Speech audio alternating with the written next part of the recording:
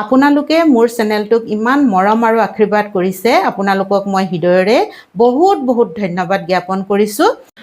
প্ৰথমতে আপোনালোকক নমস্কাৰ জনাই মোৰ চেনেললৈ স্বাগতম জনাইছোঁ। আজি মই আপোনালোকৰ কাৰণে বহুত ধুনীয়া ৰেচিপি এটা লৈ আহিছোঁ। এয়া দেখিছেনে, ধুনীয়াকৈ বাটিত মই সজাই থৈছোঁ। এয়া হৈছে কেঁচা আমৰ জাম।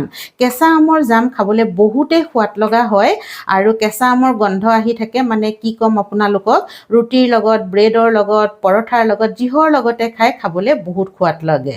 আৰু এয়া দেখিছেনে কিমান ধুনীয়া হৈছে, একেবাৰে বজাৰৰ জামতকৈ কোনো গুণে কম নহয়। সোৱাদৰ পিনৰ পৰাই হওক, দেখিবলৈয়ে হওক আৰু বনাবলৈ একেবাৰে সহজ। মাত্ৰ দুটা বস্তুৰে আপোনালোকে বনাব পাৰিব, সময়ো বহুত কম লাগে। মাত্ৰ 10 মিনিটতে আপোনালোকে বনাব পাৰিব। কোনো ধৰণৰ মছলা ব্যৱহাৰ কৰা নাই, এটোপালো তেল ব্যৱহাৰ কৰা নাই। তাতোতকৈ ডাঙৰ কথা কি আপোনালোকে জানেনে?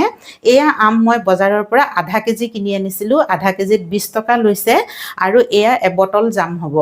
জামৰ বটল এটা আমি যদি কিনিবলৈ যাওঁ 200 টকা লয় আৰু মই 50 টকাতে এয়া জাম তৈয়াৰ কৰিলোঁ। একেবাৰে হাইজেনিক হয়, খাবলৈ কোনো অসুবিধা নহয়। ফ্ৰিজত থৈ আপোনালোকে পুৰা এবছৰলৈকে খাই থাকিব পাৰিব, নাথাকে ইমান দিন বাৰু। পইচাৰ পিনৰ পৰাও বজত হয়, হাইজেনিক হয়। আৰু এই জাম মইনো কেনেধৰণেৰে বনালোঁ তাকে মই আজি আপোনালোকক দেখুৱাম, আহক।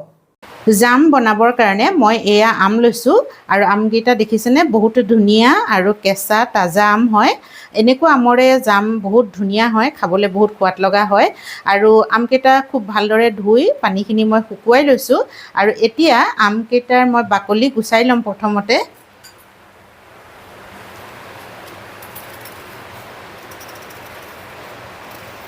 মই আম দুটাৰ ধুনীয়াকৈ বাকলি গুচাই ল'লোঁ। দুটাহে আম লৈছোঁ, 3টা আম নিদিলোঁ বাৰু।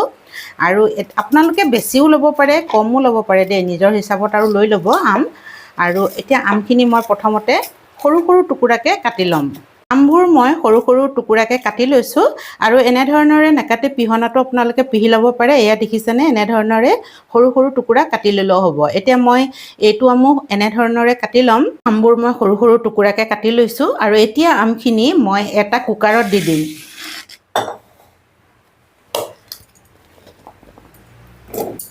গোটেইখিনি আম মই কুকাৰত দি দিলোঁ আৰু এতিয়া ইয়াতে পানী দিছোঁ। পানী বহুত বেছি দিব নালাগে, এয়া আধা গিলাচমান পানী দিছোঁ। এয়া দেখিছেনে, আমখিনি বুৰ যোৱাই নাই, আমৰ পৰাও পানী ওলাব, সেইকাৰণে বহুত বেছি পানী দিব নালাগে। এতিয়া মই ঢাকোনখন লগাই দিম। গেছটো জ্বলাই মই কুকাৰটো গেছত পাতি দিলোঁ আৰু এতিয়া 2-3টা মান চিটি অহালৈকে আমি ৱেইট কৰিব লাগিব। 2-3টা চিটি আমি আমত লগাই দিলে আমখিনি বহুত ধুনীয়াকৈ একদম পানী লেখীয়াকৈ একেবাৰে সিজি যাব। আৰু কুকাৰত যদি আপোনালোকে বইল নকৰে, কেৰাহীটো বইল কৰিব পাৰে। কিন্তু এটা কথা, এলুমিনিয়াম কেৰাহী বা এলুমিনিয়াম কুকাৰত বইল কৰিব নালাগে। এইটো মোৰ ষ্টীলৰ কুকাৰ হয়, ষ্টীলৰ কুকাৰতে মই বইল কৰিছোঁ। টেঙা বস্তু কম উঠি যাব পাৰে, সেইকাৰণে এলুমিনিয়ামত বইল কৰিব নালাগে বুলি কৈছোঁ। নন ষ্টিক বা এনেকুৱা ষ্টীলৰ কেৰাহী তেনেকুৱাতে বইল কৰিলে ভাল হয়। কুকাৰটোৰ 3টা চিটি মৰাৰ পিছত মই গেছটো অফ কৰি দিলোঁ আৰু এতিয়া কুকাৰটো ঠাণ্ডা হ'ল, খুলিব পৰা হ'ল। মই ইয়াক খুলিছোঁ। এয়া দেখিছেনে, আমাৰ আমখিনি ধুনীয়াকৈ সিজি আছে। এয়া আপোনালোকক দেখুৱাইছোঁ। এয়া এতিয়া মই হাতাখনেৰে অকণমান এনেকৈ ভাঙি দিছোঁ। এতিয়া মই এটা ডাঙৰ বাতি লৈছোঁ আৰু বাতিটোতে মই এখন চাকনি দি দিম, ডাঙৰ চাকনি এখন দি দিম আৰু আমখিনি মই এতিয়া ইয়াতে ঢালি দিম কুকাৰৰ পৰা। এয়া দেখিছেনে, এনেদৰে। তেতিয়া কি হ'ব, মানে ধুনীয়াকৈ মিহি হৈ ওলাই পৰিব। আৰু আপোনালোকৰ যদি এনেকুৱা ডাঙৰ চালনী নাথাকে, আটা চলা সৰু চালনী পায় নহয়, সেইবিলাকৰেও চালিব পাৰে। যদি সেয়াও নাথাকে, আপোনালোকে মিক্সিত এবাৰ পিচি দিব। মিক্সিত পিচিলেও ধুনীয়াকৈ এইখিনি গুড়ি হৈ যাব, তেতিয়া কোনো চিন্তা নাথাকে। আৰু মই এনেদৰে এয়া ওলাই গৈছে তললৈ, দেখিছেনে, এনেকৈ ভালদৰে হেঁচি দিছোঁ আমখিনি, ধুনীয়াকৈ ওলাই যাব। আৰু আম যেতিয়া আপোনালোকে বইল কৰিব, পানী বেছি নিদিব দেই। পানী বেছি দিলে মানে কি হ'ব, বহুত পনীয়া হৈ যাব। আমখিনি একদম ধুনীয়াকৈ তললৈ পৰি গ'ল, এয়া দেখিছেনে। আৰু মই এনেকৈ পিছৰ পৰা উলিয়াই দিছোঁ, নতুবা লাগি ধৰিব এয়া। আৰু একোৱেই নাই, একেবাৰে মিহি হৈ গৈছে। আৰু এইখিনিনো কি কৰি থাকিম, একেবাৰে মই দিয়ে দিছোঁ ইয়াত। চাওক, আমাৰ ধুনীয়াকৈ হৈ গ'ল। এইয়া একদম মানে গুড়ি হৈ গৈছে। এইয়া এতিয়া আমি গেছৰ ওচৰলৈ লৈ যাওঁ। গেছটো জ্বলাই মই কেৰাহী এখন পাতি দিছোঁ আৰু কেৰাহীত মই কোনো ধৰণৰ তেল দিয়া নাই আৰু তেল ব্যৱহাৰ একেবাৰে নকৰোঁ। এয়া আমখিনি মই ইয়াতে ধুনীয়াকৈ দি দিছোঁ। আমখিনি দিয়াৰ পিছতে মই এয়া চেনি লৈছোঁ, 150 গ্ৰামমান হ'ব। চেনিটো নিজৰ জোখমতে লৈ ল'ব। আমটো বহুত বেছি টেঙাও নহয় বা একেবাৰে মিঠাও নহয়, সেইকাৰণে মই ভাবিলোঁ ইমানখিনি চেনিয়ে আমাৰ হৈ যাব। আৰু চেনিৰ মিঠাটো কম বেছি বাৰু কৰিব পাৰি, সেইটো নিজৰ হিচাপত একো নাই।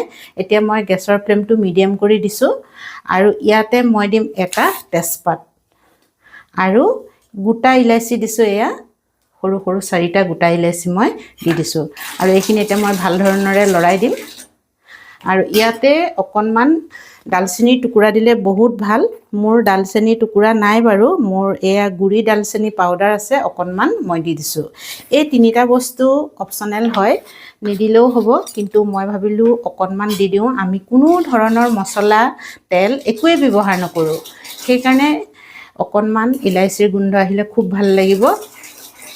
আৰু ইলাচীকেইটা মই পিছত উঠাই দিম বাৰু। আৰু ইয়াতে এতিয়া অকণমান নিমখো দিব লাগিব। যদিও জামটো মিঠা হয়, অকণমান নিমখ দিলেহে ভাল হ'ব। এয়া দেখিছেনে, অকণমান দিছোঁ মই। এয়া আমাৰ নৰ্মেল নিমখটো, যিটো নিমখ আমি ব্যৱহাৰ কৰোঁ। আৰু অকণমান দিম মই ক'লা নিমখ। এয়া অকণমান ক'লা নিমখ দিছোঁ। ক'লা নিমখ আৰু বগা নিমখ দুইটা মিলাই দিলে বহুত ধুনীয়া সোৱাদ আহে। আৰু এতিয়া এইখিনি ভাল ধৰণেৰে উতলিবলৈ দিম আৰু মই লৰাই থাকিম, কাৰণ একেবাৰে পনীয়া হৈ আছে, তলত লাগি যোৱাৰ ভয় থাকে। আৰু আমি এনেধৰণেৰে লৰাই থাকিব লাগিব আৰু খুব সাৱধানতাৰে এইখিনি কাম কৰিব লাগিব, যাতে আমাৰ তলত নালাগে। অকণমান বেছি দেৰি নালাগে, পটককৈ হ'ব, কিন্তু আমি লৰাই থাকিব লাগিব দেই। আৰু গেছৰ ফ্লেমটো মই মিডিয়ামত থৈছোঁ। আমখিনি তৈয়াৰ হৈ গ'ল জামৰ কাৰণে, এয়া দেখিছেনে। আৰু মই গেছটো অফ কৰি দিলোঁ। ইয়াতকৈ যদি বেছি আমি ডাঠ কৰোঁ, তেতিয়া কি হ'ব, ঠাণ্ডা হোৱাৰ পিছত আৰু ডাঠ হৈ যাব আৰু বটলত ভৰাবলৈ দিগদাৰী হ'ব। আৰু যেতিয়া একেবাৰে ঠাণ্ডা হৈ যাব নহয়, তেতিয়া বটলৰ পৰা উলিয়াই ৰুটি বা পৰঠা বা ব্ৰেডত লগাবলৈ দিগদাৰী হ'ব। সেইকাৰণে আমি এনেধৰণেৰে ৰাখিব লাগিব। আৰু এটা কাম আপোনালোকে কৰি চাব পাৰে। আমাৰ আমখিনি তৈয়াৰ হৈ গ'ল জামৰ কাৰণে, এয়া দেখিছেনে। আৰু মই গেছটো অফ কৰি দিলোঁ। ইয়াতকৈ যদি বেছি আমি ডাঠ কৰোঁ, তেতিয়া কি হ'ব, ঠাণ্ডা হোৱাৰ পিছত আৰু ডাঠ হৈ যাব আৰু বটলত ভৰাবলৈ দিগদাৰী হ'ব। আৰু যেতিয়া একেবাৰে ঠাণ্ডা হৈ যাব নহয়, তেতিয়া বটলৰ পৰা উলিয়াই ৰুটি বা পৰঠা বা ব্ৰেডত লগাবলৈ দিগদাৰী হ'ব। সেইকাৰণে আমি এনেধৰণেৰে ৰাখিব লাগিব। আৰু এটা কাম আপোনালোকে কৰি চাব পাৰে। এখন এয়া মই প্লেট লৈছোঁ, প্লেটত ইয়াৰ পৰা অকণমান দুটোপালমান দি দিছোঁ। এয়া দেখিছেনে। আৰু অকণমান দেৰি এনেদৰে থৈ দিম, ঠাণ্ডা হ'বলৈ দিম। ঠাণ্ডা হোৱাৰ পিছত মই আপোনালোকক দেখুৱাম এইখিনি মই কেনেধৰণেৰে গম পাম যে আমাৰ জামখিনি তৈয়াৰ হৈ গ'ল বুলি। আৰু এতিয়া ঠাণ্ডা হৈ গ'ল। ঠাণ্ডা হোৱাৰ পিছত মই বটলত ভৰাই বাতিত ওলোৱাই আপোনালোকক দেখুৱাম। আৰু এতিয়া ইয়াৰ পৰা এয়া তেজপাতকেইটা আৰু ইলাচীকেইটা মই ওলোৱাই পেলাই দিম, কাৰণ এইকেইটাৰ কাম নাই আৰু, হৈ গ'ল। আৰু এয়া জামখিনিও ঠাণ্ডা হৈ গ'ল, আমাৰ ধুনীয়াকৈ হৈ গৈছে। আৰু মই এই প্লেটত যে এটোপাল দি থৈছিলোঁ, এয়া দেখিছেনে। ইয়াত ঠাণ্ডা হোৱাৰ লগে লগে আমি এখন প্লেটখন বেকা কৰি দিছোঁ, তেওঁ আমাৰ জামখিনি তললৈ বৈ পৰা নাই। আমাৰ ধুনীয়াকৈ মানে জামখিনি একদম পাৰফেক্ট জোখত হৈ গৈছে। এয়া দেখিছেনে, মানে বৈ অহা নাই, এনেধৰণৰ হ'ব লাগিব। আৰু এইখিনি ঠাণ্ডা হ'বলৈ হ'ল, অকণমানহে গৰম হৈ আছে আৰু একদম ধুনীয়াকৈ হৈ গৈছে। চাওক, জামখিনিত মই আৰু এটা বস্তু মিলাই দিম, সেয়া হৈছে এয়া হোৱাইট ভিনেগাৰ। হোৱাইট ভিনেগাৰ সকলোৱে চিনি পায়ে, আচাৰত দিয়ে। বেছি নিদিওঁ, খুব এচামুচমান এয়া দিছোঁ দেই, বহুত বেছি দিব নালাগে, এচামুচমান দিছোঁ। আৰু অকণমান ভিনেগাৰ মিলাই দিলে আমাৰ জামখিনি বেয়া নহয়, বহুত দিনলৈকে ধুনীয়াকৈ ছমাহমানলৈকে একদম মানে ফ্ৰিজত থৈ আপোনালোকে খাই থাকিব পাৰিব।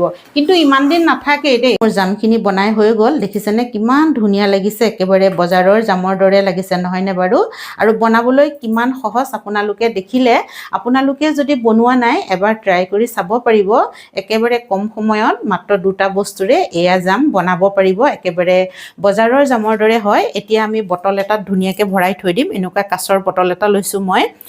আৰু বটলটো একদম ভালদৰে শুকুৱাই ল'ব, যাতে অকণমানো পানী নাথাকে। নাথাকে পানী থাকিলে কিন্তু বেয়া হৈ যাব আৰু অতি সহজে আপোনালোকে এই জাম ঘৰতে বনাব পাৰিব ল'ৰা ছোৱালীও বহুত ভাল পাব ভিডিঅ'টো চাই যদি আপোনালোকৰ ভাল লাগিল লাইক কৰিব শ্বেয়াৰ কৰিব আৰু কমেন্টছ কৰিব যিসকলে মোৰ চেনেলটো সাবস্ক্ৰাইব কৰা নাই তেওঁলোককো অনুৰোধ কৰিছো যাতে মোৰ চেনেলটো সাবস্ক্ৰাইব কৰি লয় আৰু কাষতে থকা বেল আইকনটো দবাই দিয়ে শেষৰলৈকে ভিডিঅ'টো চোৱাৰ কাৰণেও আপোনালোকক মই হৃদয়ৰে বহুত বহুত ধন্যবাদ জ্ঞাপন কৰিছো এইদৰে মোক মৰম আৰু আশীৰ্বাদ কৰি যাব আৰু এয়া দেখিছে নহয় ধুনীয়াকৈ মই বটলত ভৰাই থলো আৰু লগতে এয়া অলপ বাচিও থাকিল আজিৰ ভিডিঅ'টো মই ইমানতে সামৰিছো ধন্যবাদ